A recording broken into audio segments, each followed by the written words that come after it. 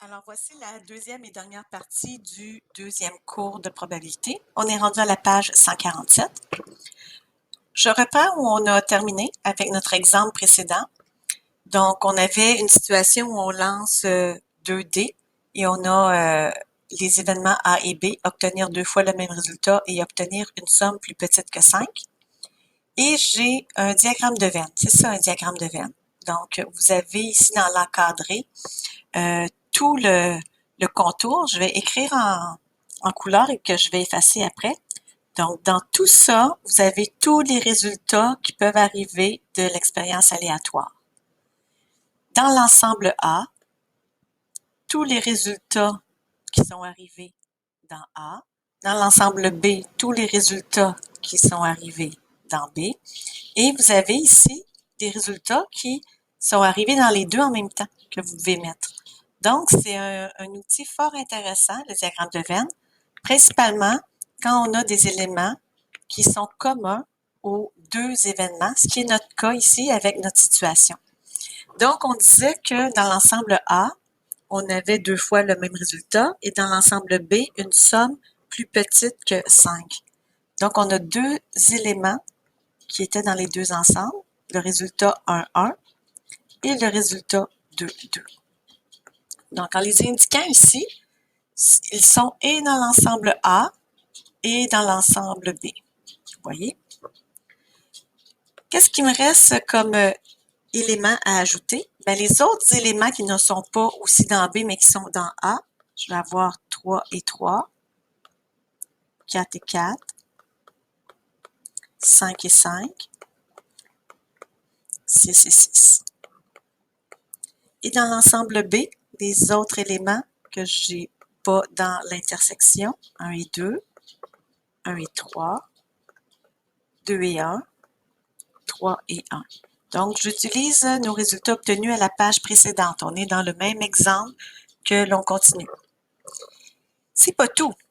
Ici, dans la région ici, encore ici, je vais barbouiller que je vais enlever ici. Ici, je vais mettre tous les autres résultats de l'ensemble des possibles qui ne sont pas encore nommés. Donc, par exemple, 2, 4, 5, 6, 6, 1. Donc, il y a plein d'autres résultats parce que quand je lance 2D, il y a 36 possibilités. Étant donné qu'il y a vraiment beaucoup de possibilités encore à mettre ici, ce que je peux faire, c'est compter le nombre d'éléments que j'ai ici. 1, 2, 3, 4, 5, 6, 7, 8, 9, 10. Et tout simplement qu'ici, pardon, il y a 26 autres éléments.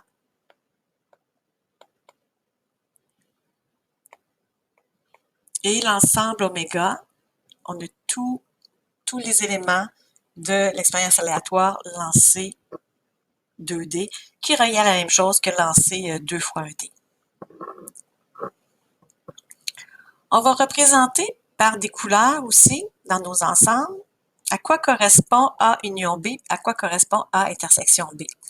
Donc, si vous avez un marqueur, sortez-le. A union B, c'est tout ce qui est dans A ou tout ce qui est en B ou dans les deux. Donc, je prends tous les éléments qui sont dans ces régions-là. Donc, A ou B. A ou B, A union B. Tandis que A intersection B, c'est A et B, je veux que ça soit dans A et dans B en même temps. Intersection, ce qui est commun aux deux. Ici, je parle de probabilité de ça. Donc, la probabilité de A intersection B, c'est le nombre d'éléments qu'il y a dans l'intersection divisé par le nombre total d'éléments. Ça revient, dans le fond, à notre première formule qui était nombre de cas favorables sur nombre de cas possibles. Donc, les cas favorables, c'est ceux qui sont dans l'intersection. Et P de A union B, nombre d'éléments qu'il y a dans l'union, divisé par nombre total d'éléments.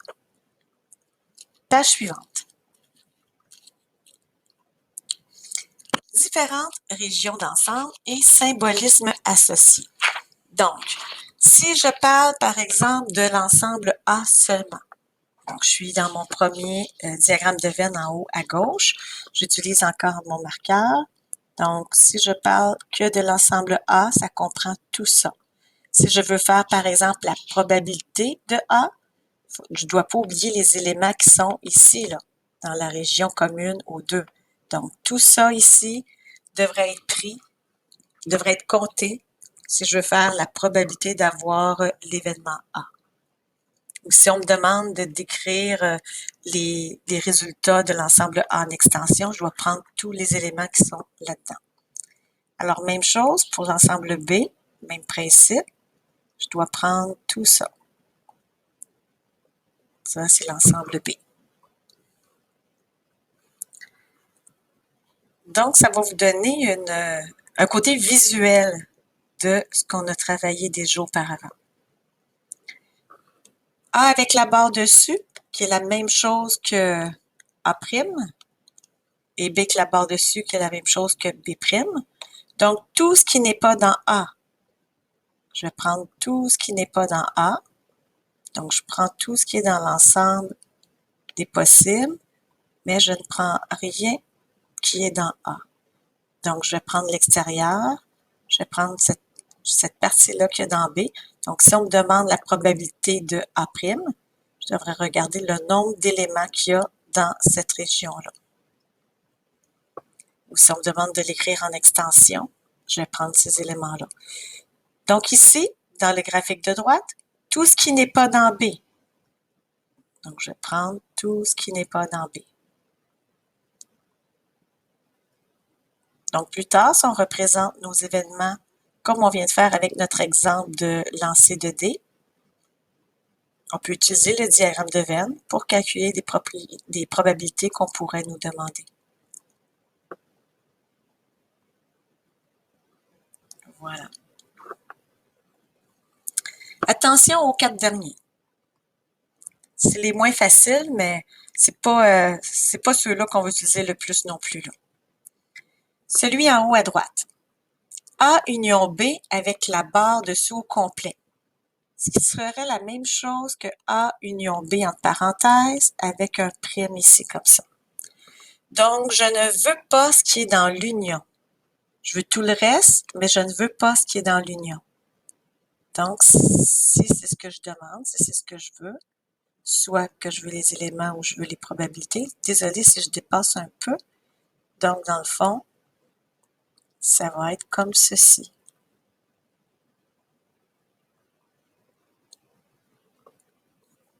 Et j'ai dépassé un petit peu, là. Ah! Donc, vous comprendrez que dans le fond, je ne veux pas prendre des éléments qui sont dans l'union. A intersection B prime, ou barre dessus, ça serait la même chose ici que cette notation-là. Donc, je vais prendre tout sauf ce qui est dans l'intersection.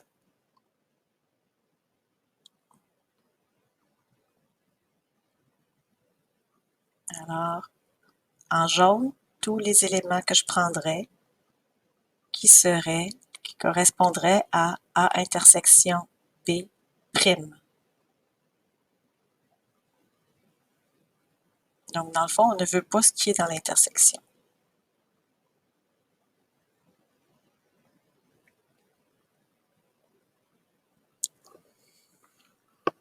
Avant-dernier exemple.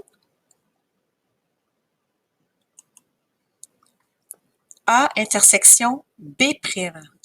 A et non B. Donc, en même temps, je veux ce qui est dans A et je ne veux pas ce qui est dans B. Ça va être ceci. Donc, je veux ce qui est dans A et je ne veux pas ce qui est dans B.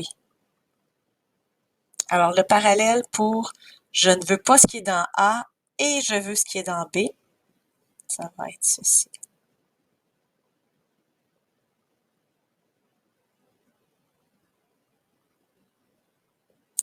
Si jamais vous avez compris ça, vous pouvez arrêter la vidéo maintenant, aller voir le devoir. Si vous avez eu de la difficulté, je vais vous le montrer d'une autre façon.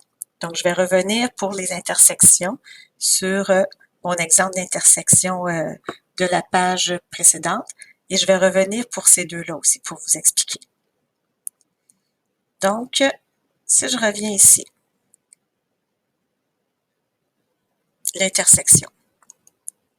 En fait,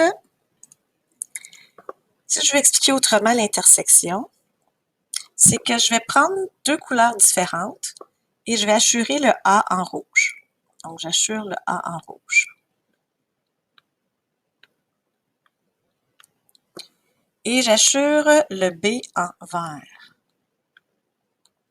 L'intersection, c'est ce qui est commun aux deux. Donc, ça va être la région qui est hachurée en même temps en rouge et en vert. Donc, c'est pour ça que j'avais mis en jaune cette section-là ici. C'est celle-là qui est en rouge et en vert. Donc, l'intersection, c'est la région carottée. On va aller faire ça sur les deux derniers exemples.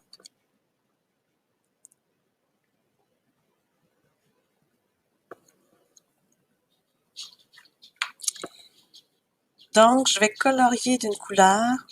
Je n'ai peut-être pas besoin de faire les deux parce que les deux sont pareils. Donc, je vais mettre en rouge le A.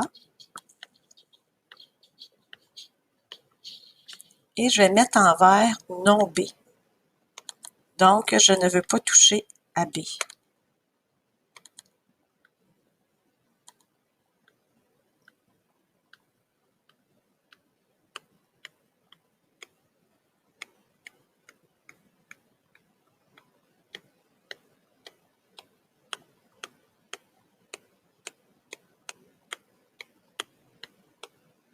Alors, la région carottée, c'est la région qu'on a fait tantôt, voyez-vous? Donc, carottée, c'est ce qui est commun aux deux. L'intersection, c'est ce qui est commun aux deux qu'on veut. Alors, voilà. Donc, si vous aviez plus de difficultés avec l'intersection, c'était une autre façon de voir ça. Alors, je vous souhaite de passer une belle journée. Je vais indiquer les devoirs à côté du cours. Si vous avez des questions, je reste disponible. Je suis juste à l'autre bout du clavier. Bonne journée!